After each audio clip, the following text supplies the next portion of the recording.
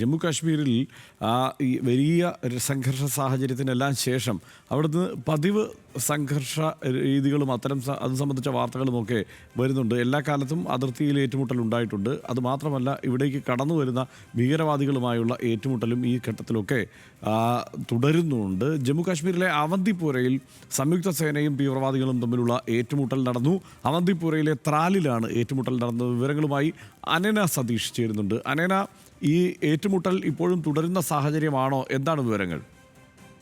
ഹർഷൻ, ഏറ്റുമുട്ടൽ ഇപ്പോഴും പുരോഗമിക്കുകയാണെന്നൊരു വിവരമാണ് ലഭിക്കുന്നത്. അവന്തിപ്പോരയിലെ ത്രാലിലാണ് ഇത്തരത്തിൽ ഏറ്റുമുട്ടലുണ്ടായത്. പോലീസും സേനയും സംയുക്തമായി നടത്തിയ ഒരു ഓപ്പറേഷനാണ്. ഇതിലാണ് ഭീകരരുമായി ഏറ്റുമുട്ടലുണ്ടാവുന്നത്.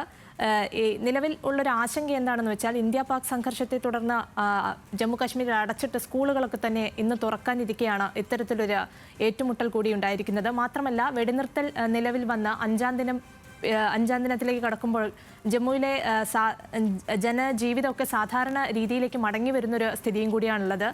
ഈ ഒരു സമയത്താണ് ഇത്തരത്തിലൊരു ഏറ്റുമുട്ടൽ ഉണ്ടായിരിക്കുന്നത്. നിലവിൽ എന്തായാലും ഇതൊരു ആശങ്കയാണ്. കാരണം ഈ സംഘർഷ സാഹചര്യങ്ങളൊക്കെ മാറി സാധാരണഗതിയിലേക്ക് എത്തുന്ന ഒരു സമയത്ത് ഇത്തരത്തിൽ ഏറ്റുമുട്ടൽ ഉണ്ടാവുക എന്ന് പറയുന്നത്. ഇന്നലെയാണ് വിവരങ്ങൾ നൽകിയത്. എന്തായാലും ജമ്മു കാശ്മീരിലെ ഏറ്റുമുട്ടൽ ചെറിയ തോതിലെങ്കിലും തുടരുന്നു പല പ്രദേശങ്ങളിലും എന്നുള്ളതാണ്. ഇപ്പോൾ ത്രാലിലാണ് ഭീകരവാദികളുമായുള്ള ഒരു സംഘർഷം നടക്കുന്നത് എന്നാണ് വിവരം. അത് ഭീകരർ തന്നെയാണോ എന്ന് വ്യക്തമായിട്ടുമില്ല. എന്തായാലും അവിടെ സംഘർഷമുണ്ട് എന്നാണ് റിപ്പോർട്ടുകൾ സൂചിപ്പിക്കുന്നത്. അതിനെയാണ് വിവരങ്ങൾ നൽകിയത്.